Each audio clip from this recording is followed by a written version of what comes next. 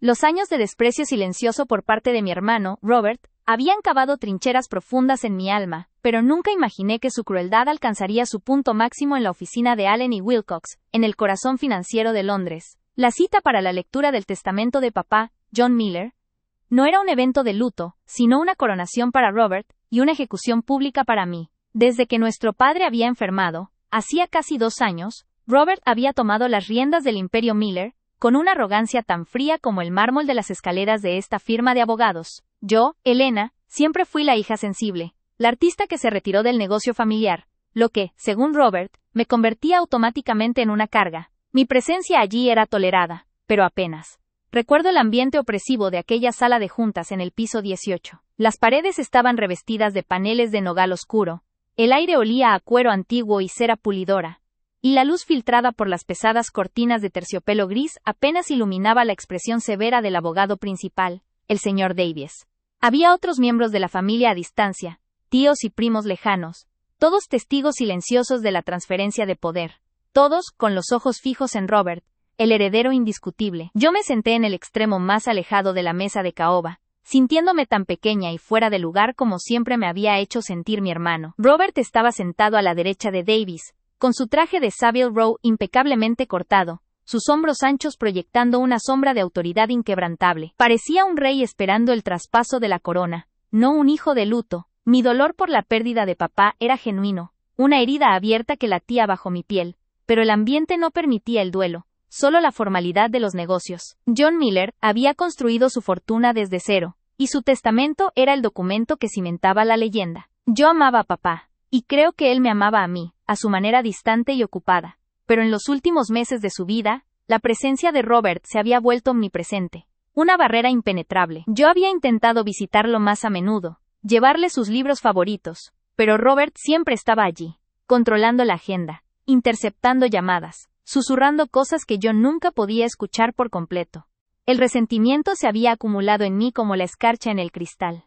El señor Davies se aclaró la garganta, su voz seca y formal rompiendo el silencio denso. Comenzó a leer las cláusulas con el tedio de quien ha recitado estas palabras miles de veces. Las primeras secciones eran, como se esperaba, la reafirmación del control de Robert sobre Miller Holdings, la joya de la corona. Robert recibiría el 70% de las acciones, la casa de campo en la Toscana, los yates de recreo y la responsabilidad ejecutiva total. A medida que Davies listaba los activos que pasaban a Robert, mi hermano no se movía, pero el músculo tenso de su mandíbula revelaba su satisfacción contenida. Yo lo miraba de reojo, recordando cada pequeña humillación que me había infligido desde la adolescencia, cada vez que me llamó, soñadora inútil, por perseguir la pintura en lugar de las finanzas. Ese desprecio acumulado era un veneno lento que había aprendido a tolerar, pero que ahora estaba a punto de ser inyectado directamente en mi vena. Finalmente, el abogado llegó a la porción destinada a mí. Davies ajustó sus gafas, y la pausa antes de leer mi nombre fue eterna. A su hija, Elena Miller, anunció con una voz que perdió parte de su volumen, como si el propio abogado estuviera avergonzado por la insignificancia de la cifra. Se le lega la casa de vacaciones en Cornwall, una propiedad modesta y sin valor comercial significativo, y un fondo fiduciario menor valorado en 500,000 libras esterlinas. 500,000 libras.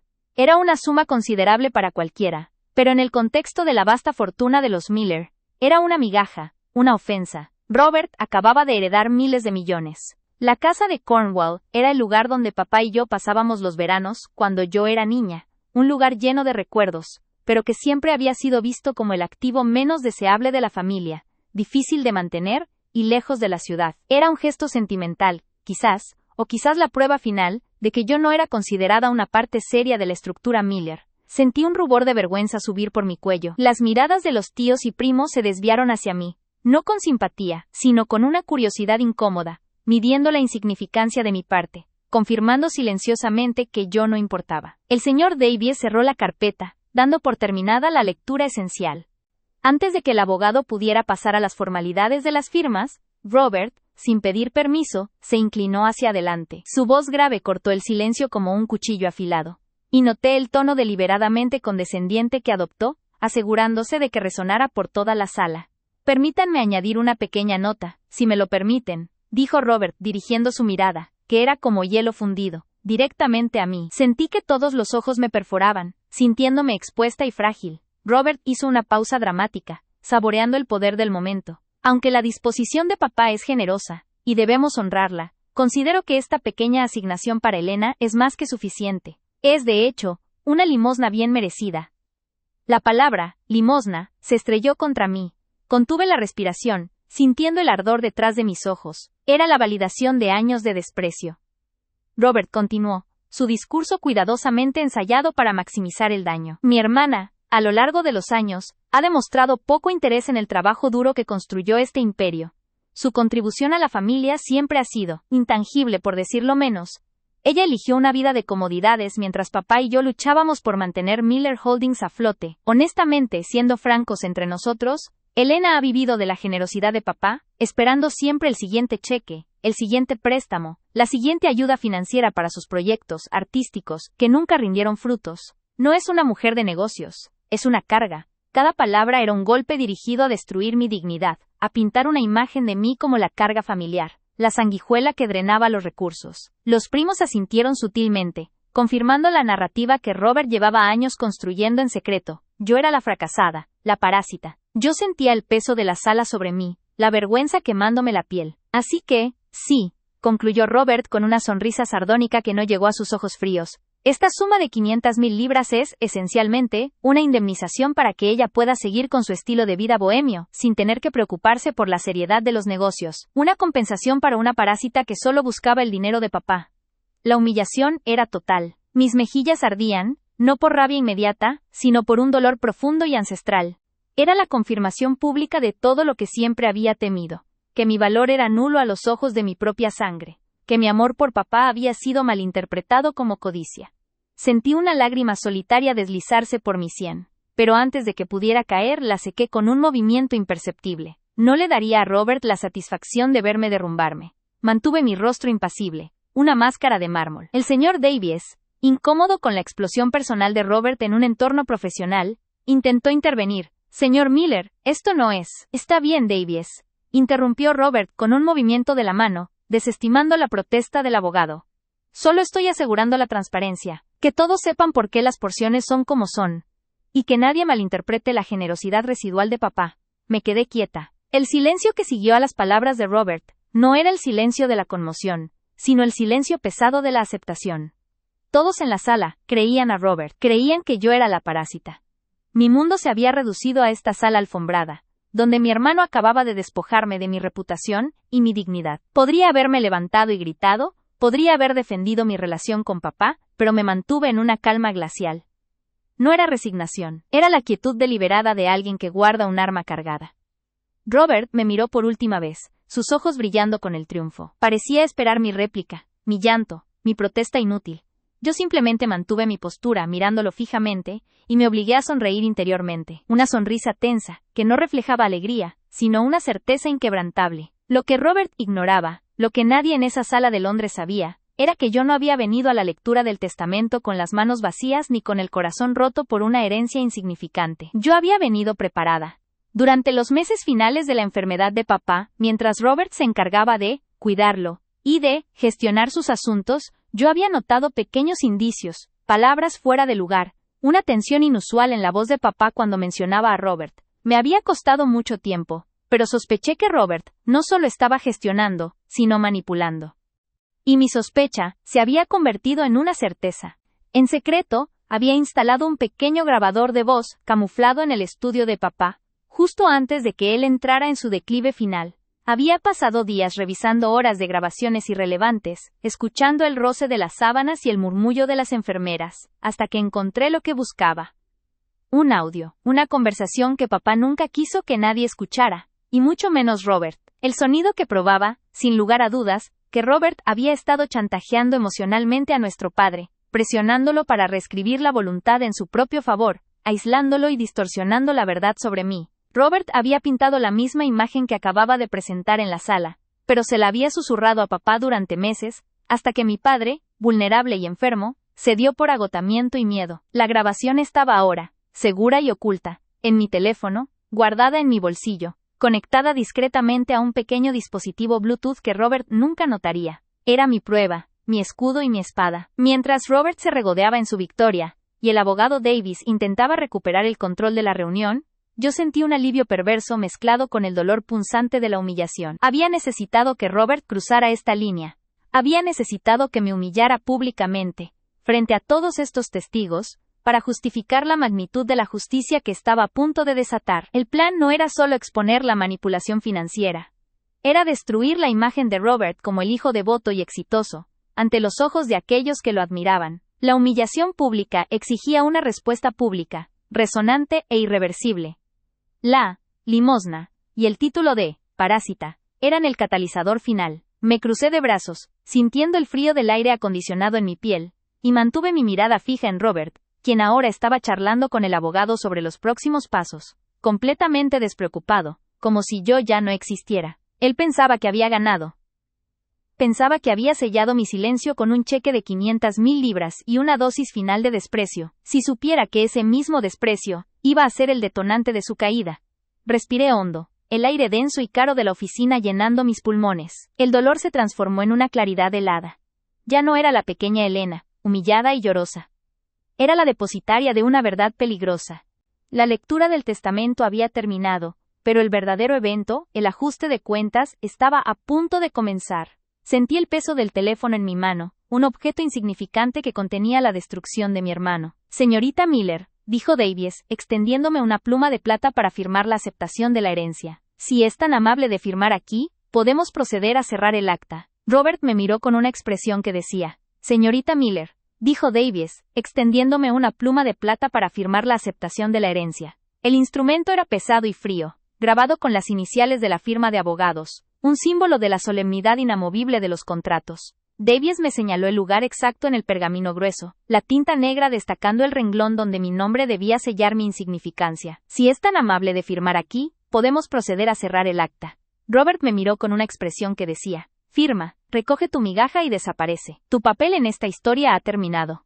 Su sonrisa contenida se había ampliado apenas 1 milímetro, un gesto triunfal que me taladraba la retina. Estaba reclinado en su silla de cuero negro, con la mano izquierda apoyada sobre el respaldo, exhibiendo una relajación estudiada, la postura del vencedor que se permite el lujo de la paciencia. La luz de la tarde, ahora más tenue, proyectaba sombras largas a través de los pesados visillos, dándole a la escena un aire teatral, como el acto final de una ópera cuyo desenlace ya estaba escrito para todos excepto para mí. El silencio volvió a caer sobre la sala, no el silencio de la expectación, sino el de la conclusión. Los primos y tíos ya se estaban removiendo incómodamente, listos para levantarse, estrechar la mano de Robert, el hombre del momento, y marcharse para comentar la mezquindad de mi parte en la privacidad de sus coches de lujo. Esperaban que yo me levantara dócilmente, firmara y me fuera. Tomé un momento para estudiar la pluma que Davies me ofrecía. No la toqué. En mi mente, la palabra, parásita, resonaba, una campana ensordecedora. Había sido el golpe más bajo, la calumnia más pública. Me había despojado no solo de la fortuna, sino del respeto que creía haberme ganado con mi esfuerzo independiente, aunque fuera fuera del mundo financiero. Robert me había obligado a llevar el manto de la vergüenza delante de toda nuestra parentela. Y ahora, debía firmar mi consentimiento para esta humillación. No lo haría. No ahora. Robert se impacientó ante mi inacción. Inclinó ligeramente la cabeza, el movimiento casi imperceptible, pero cargado de irritación. Elena, dijo, usando un tono que simulaba ser de hermano mayor, pero que era pura impaciencia. No hagamos perder el tiempo a Davies, no hay cláusulas ocultas, es el acuerdo de papá. Solo firma, y podemos dar por concluido este asunto. Davies, sintiendo la creciente tensión, carraspeó y reposicionó la carpeta frente a mí. El papel era tan blanco y crujiente que casi parecía respirar. Un momento, por favor, señor Davies, dije y mi voz sonó extrañamente calmada, resonando en la sala alfombrada con una claridad que me sorprendió incluso a mí misma. No tembló, no se quebró. Era una voz forjada en acero frío. Moví mi silla ligeramente hacia atrás, un gesto que rompía la formalidad de la mesa. Me crucé de piernas y apoyé los codos en los reposabrazos, adoptando una postura que era todo lo contrario a la de la hija humillada y vencida. Esta pequeña modificación postural fue mi primer acto de resistencia visible. Robert frunció el ceño. Estaba acostumbrado a que yo fuera sumisa. ¿Sucede algo, Elena?, preguntó. Y el tono paternalista había sido reemplazado por un filo subyacente de advertencia. Lo miré directamente, y por primera vez en mi vida, no vi a mi hermano, sino a mi enemigo. Vi al hombre que había conspirado activamente para robar no solo la herencia, sino la memoria de la relación que yo compartía con mi padre. Sí, Robert, respondí, mi mirada fija, sin parpadear. Sucede que he estado reflexionando sobre las palabras que has elegido tan cuidadosamente para describirme hoy. Carga, inútil, limosna, parásita. Son términos fuertes para la lectura de un testamento. Los otros miembros de la familia intercambiaron miradas nerviosas. Davies se puso visiblemente rígido, temiendo una escena. Fui franco, dijo Robert, encogiéndose de hombros. Es la verdad, Elena. No hay necesidad de drama. Si tienes alguna queja legal sobre la distribución, habla con Davies. Si no, firma. Oh no, no tengo quejas sobre la distribución, Robert, dije, permitiendo que una pizca de ironía tiñera mis palabras. De hecho, estoy profundamente agradecida por la transparencia que has exigido. Has dejado muy claro para todos aquí presentes que esta insignificante cantidad es el resultado de tu propia valoración de mi persona. Y has asegurado que todos sepan que no tengo cabida en el futuro de Miller Holdings. Lo has logrado. Robert sonrió, interpretando mis palabras como aceptación de la derrota. Me alegro de que lo entiendas finalmente. Lo entiendo perfectamente, repliqué. Llevé mi mano derecha al bolsillo interior de mi chaqueta de tweed. Mi corazón latía con una rítmica ferocidad contra mis costillas, pero mi mano se mantuvo firme. Sentí la superficie lisa y fría de mi teléfono. La grabación, mi arma, estaba lista. Solo necesitaba un conducto. Sin embargo, antes de firmar la aceptación de esta indemnización, tengo la obligación moral de honrar a papá de una manera que me ha sido imposible hasta ahora. Él me enseñó siempre el valor de la verdad, Robert. Una verdad que creo que ha sido convenientemente olvidada en estos últimos meses. Davies intentó intervenir de nuevo, su voz baja y urgente. Señorita Miller, si esto es un litigio, debe ser gestionado a través de los canales adecuados. Le ruego que no. No es un litigio, señor Davies. Lo interrumpí, sin apartar mis ojos de Robert. Es una simple corrección de la narrativa, una enmienda a la verdad histórica de John Miller. Como saben, papá amaba su estudio. Solía grabar muchas de sus reflexiones, especialmente hacia el final, cuando su memoria comenzaba a fallar. Creo que, para honrar su legado, deberíamos escuchar una de esas reflexiones finales. Solo un fragmento, para cerrar realmente el acta con su propia voz. Robert, que había estado a punto de descartar mis palabras como el divagar sentimental de un artista, se detuvo. Había algo en mi tono de voz, en la precisión glacial de mi discurso, que lo alarmó. Vi la primera grieta en su máscara de arrogancia, un destello fugaz de cautela. ¿Qué tontería estás diciendo, Elena? Su voz se endureció. No hay necesidad de sentimentalismos. El testamento es lo único que importa. No vamos a convertir esto en una sesión de espiritismo. Al contrario, Robert, esto es estrictamente un asunto de negocios, aseguré, mi voz subiendo un tono, asegurándome de que todos me escucharan con claridad. Con la mayor discreción, mi dedo pulgar activó la función de Bluetooth en mi teléfono. La sala de juntas de Allen y Wilcox era moderna, equipada con un sistema de sonido integrado para videoconferencias y presentaciones. Este sistema solía estar emparejado con el portátil de Davies, pero yo había hecho mis deberes. El protocolo de seguridad de la firma permitía la conexión rápida de dispositivos externos. En ese momento fingí buscar algo en mi bolso de mano, el cual coloqué deliberadamente cerca de un panel de control de pared que sabía que contenía el receptor Bluetooth principal del sistema de audio. La conexión fue inmediata e inaudible para los demás. Dispositivo, Miller y, conectado. Davies, visiblemente exasperado, intentó recuperar el control. Señorita Miller, le prohíbo terminantemente cualquier tipo de grabación o reproducción de material no verificado en esta sala. Estamos aquí para la firma, no para. Solo escuchemos, señor Davies. Es muy corto. Un mensaje de despedida de papá. Insistí, ignorando su autoridad con una frialdad que había copiado de Robert a lo largo de los años. Robert se levantó de su asiento. Su cuerpo tenso y masivo se cernió sobre la mesa. Su intuición, entrenada en los negocios despiadados, le gritaba peligro. Siéntate, Elena. No voy a permitir que arruines esto con tus tonterías de niña. Estás actuando de manera histérica, sisió intentando usar la vergüenza como un arma. Pero yo ya no era vulnerable a esa vergüenza. La humillación ya había ocurrido. Manteniendo el contacto visual con Robert, con esa sonrisa tensa y terrible que había ensayado. Presión con acento agudo el botón de reproducción. La sala de juntas, diseñada para absorber el sonido y mantener la discreción, magnificó el audio que salió de los altavoces ocultos en el techo. No era un murmullo.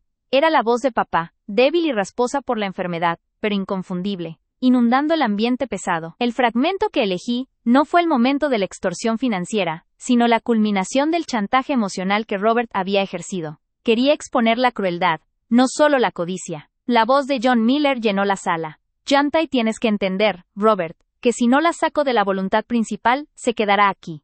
Es una mujer débil, no sobrevivirá en el mundo sin mi protección. Se arruinará con sus proyectos de pintura. Tienes que prometerme que la mantendrás a salvo, Robert, que esas 500,000 libras serán suficientes para que se mantenga lejos, segura. Prométeme que la dejarás tranquila. Ella es mi hija. Pero tú eres el fuerte. Ella solo busca el dinero, Robert, tú me lo dijiste. Que solo busca el dinero, que no me ama, que solo le interesa la parte financiera. ¡Jaja! Lo haré, le dejaré el chalet y el fondo menor. Pero prométeme que la cuidarás indirectamente, que no la dejarás caer en la miseria. La voz de Robert, mucho más joven y fuerte, cortó la súplica de su padre. Estaba teñida de una falsa compasión. Papá, por supuesto. Es lo mejor para ella. Estás haciendo lo correcto. Ella nunca nos ha valorado. Es una carga. Pero sí, la mantendré lejos de la compañía. Le daré lo suficiente para que no regrese a molestarnos. Confía en mí. Es la única forma de protegerla de sí misma y de los buitres. Y sobre todo, de proteger a Miller Holdings de sus caprichos. Y luego, la voz de papá, entrecortada por un suspiro doloroso. Gracias, hijo. Sabía que podía confiar en ti. Es lo mejor. Es lo mejor. El audio se detuvo abruptamente. El silencio que siguió fue atronador. 1000 veces más denso que el silencio de la formalidad. Las cabezas de los tíos y primos giraron de Robert a mí, sus rostros congelados en una mezcla de horror y comprensión. Ya no me miraban con la curiosidad incómoda de la insignificancia, sino con la alarma ante un escándalo monumental. Habían escuchado la verdad brutal. Robert no solo había manipulado la voluntad, sino que había envenenado la relación de un padre moribundo con su hija, haciéndole creer que yo era una codiciosa desalmada que no lo amaba, solo para asegurar mi exclusión. Robert se reclinó en su sillón de cuero pulido, el mismo que papá había usado en sus últimas visitas a Allen y Wilcox, y dirigió hacia mí una mirada de profunda y calculada lástima, el tipo de expresión que solo puede cultivar un alma pequeña y victoriosa. El abogado, el señor Davies, acababa de confirmar lo que ambos ya sabíamos, aunque yo me aferraba a una esperanza absurda. La parte sustancial del imperio Miller, el 75% de las acciones de la holding y la mansión de Sussex, irían a Robert. Mi asignación era, como él había predicho, pírrica. Una suma global que apenas cubría 2 años de mi vida actual, y una mención condescendiente a mi futuro bienestar. Sentí el calor subir a mi rostro.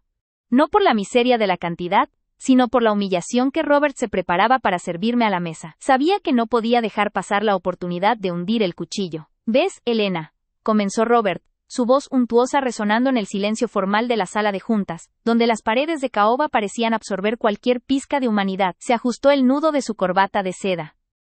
Papá siempre fue un hombre práctico. Sabía quién movía la aguja, y quién solo estaba de visita. Él entendía que la responsabilidad del legado recaía en mí.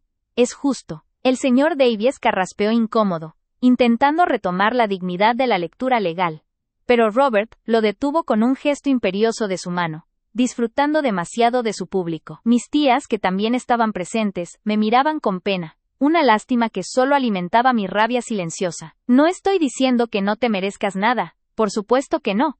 Continuó Robert, inclinándose sobre la mesa para asegurarse de que su voz llegara clara y cortante. Pero seamos honestos, Elena. Siempre has sido, la flor delicada, la que necesitaba apoyo constante. Papá, en sus últimos meses, me expresó su preocupación sobre tu incapacidad para generar valor, y tu tendencia a ser una parásita económica, dependiendo de la estructura familiar sin contribuir realmente. Esa frase, parásita económica, me humilló, me golpeó justo donde más dolía, en la verdad distorsionada que él había construido durante años. Mis ojos se nublaron, pero me obligué a no parpadear. Si derramaba una sola lágrima, le daría la victoria completa. Robert quería verme destrozada, quería la confirmación visual de su superioridad. Pero yo no era la misma Elena de hace 2 años. Durante los últimos 6 meses de la vida de papá, noté el cambio. Papá, un hombre de negocios implacable pero profundamente equitativo en asuntos familiares, comenzó a mostrar una extraña aprensión hacia Robert y una creciente distancia hacia mí. Sus decisiones sobre la compañía se volvieron erráticas. siempre favoreciendo los movimientos impulsados por Robert. Mi padre había sido firme al decirme que la herencia sería 50/50, porque él valoraba mi apoyo emocional y mi rol como su confidente, aunque Robert lo despreciara. Fue esa discrepancia, esa sensación visceral de que la voluntad de mi padre estaba siendo manipulada mientras su salud mental se deterioraba, lo que me llevó a actuar en secreto. No confiaba en Robert, nunca lo hice. Temiendo que él pudiera forzar a papá a firmar documentos o a cambiar su testamento mientras estaba vulnerable, tomé una decisión arriesgada y solitaria. Un mes antes de que papá falleciera, cuando Robert había insistido en quedarse en la casa familiar de Sussex con el pretexto de cuidarlo, pero en realidad, para aislarlo, instalé un dispositivo de grabación de audio diminuto y altamente sensible en su estudio personal, disfrazado de humidificador de aire antiguo. Era una medida desesperada, impulsada por el amor y la sospecha, guardada en silencio y sin compartirla con absolutamente nadie. Mientras Robert seguía deleitándose con mi supuesta miseria, explicando a los abogados y a mis tías por qué su parte era justa, y la mía era un acto de caridad hacia la parásita, mi mano se deslizó discretamente en el bolsillo interior de mi saco. Mis dedos rodearon el pequeño reproductor de audio. Era mi arma secreta, el detonante que había guardado, esperando el momento preciso para revelar la verdad. El momento era ahora. En ese instante de máxima arrogancia de Robert, justo cuando él estaba en la cúspide de su triunfo cruel, decidí que la ejecución pública sería para él. Robert terminó su discurso condescendiente con una sonrisa fría. Así que, Elena, espero que uses ese dinero sabiamente, y quizás, finalmente, encuentres algo productivo que hacer con tu vida. Me puse de pie lentamente, obligando a todos en la sala a mirarme. Robert me miró con fastidio, como si un insecto hubiera interrumpido su monólogo. Siéntate, Elena, espetó. Hemos terminado con la lectura. Los abogados tienen que discutir los trámites. Mi voz, que solía ser suave y quebradiza frente a la autoridad de Robert, salió firme, resonando con una autoridad que sorprendió incluso al señor Davis. Antes de que el señor Davis archive estos documentos, dije mirando directamente a Robert a los ojos, cuya sonrisa comenzaba a desvanecerse en una máscara de confusión.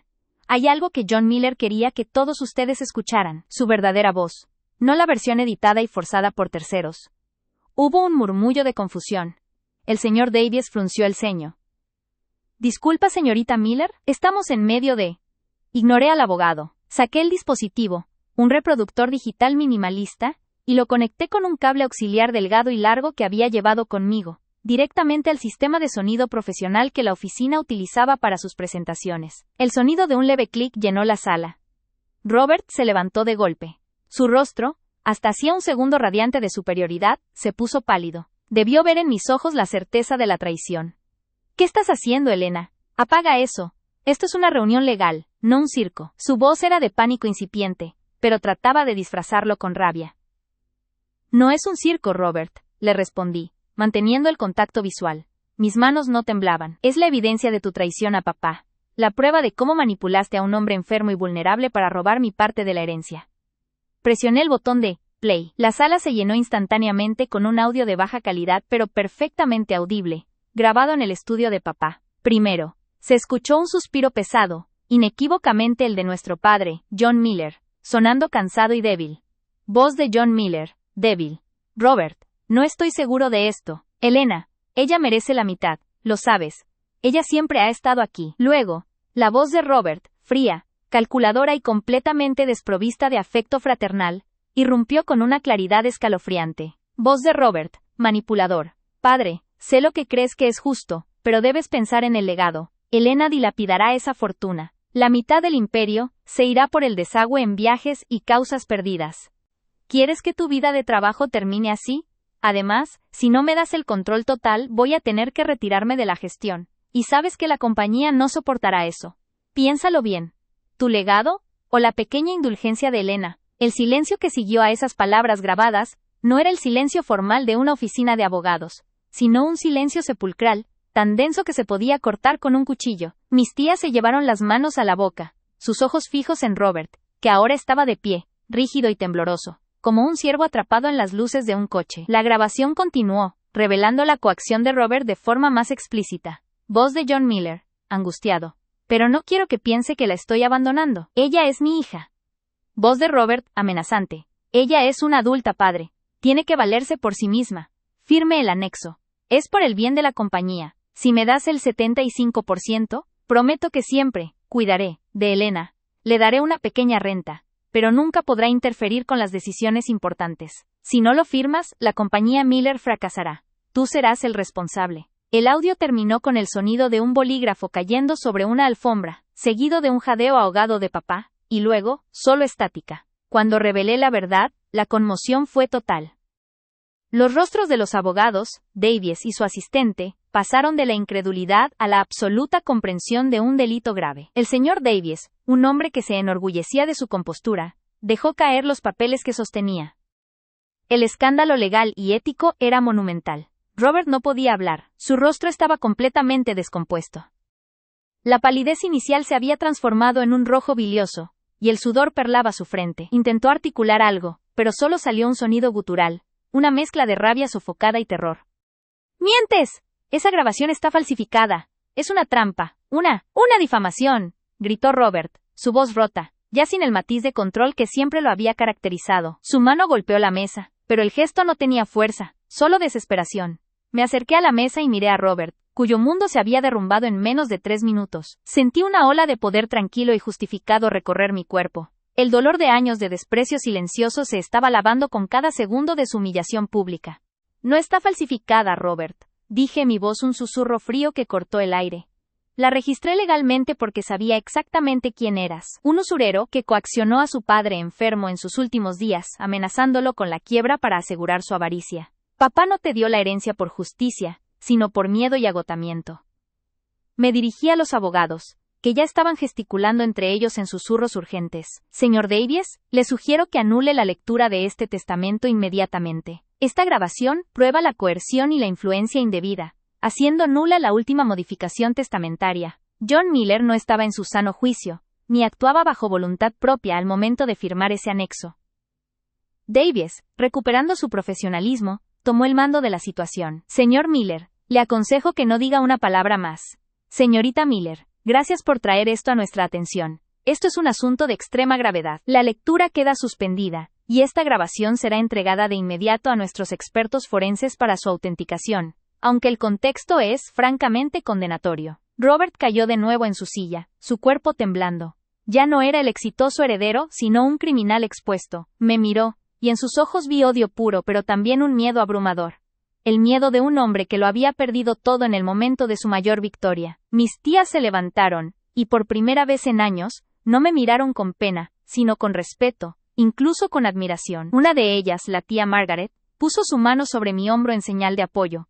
Ese día todo cambió. No solo recuperé mi parte legítima de la herencia, el testamento anterior, el 50/50, fue reinstaurado, sino que recuperé mi voz y mi dignidad. Robert fue investigado, y aunque la familia trató de minimizar el escándalo por el bien de la compañía, su reputación y su posición en la junta directiva quedaron irrevocablemente destruidas. La parásita, como él me había llamado, se había convertido en la justiciera. Me marché de la oficina de Allen y Wilcox bajo la luz fría de Londres, sintiendo un peso enorme levantarse de mis hombros, finalmente libre del desprecio de mi hermano. Robert cayó de nuevo en su silla, su cuerpo temblando incontrolablemente. El sudor frío le empapaba la camisa bajo el traje de corte caro, y sus ojos hinchados de terror y rabia impotente se clavaron en mí. Ya no era el exitoso heredero, el depredador corporativo que había dictado mi existencia por años, sino un criminal expuesto. Vi en sus ojos odio puro, destilado, pero también un miedo abrumador, el miedo visceral de un hombre que había construido su castillo sobre arena mojada,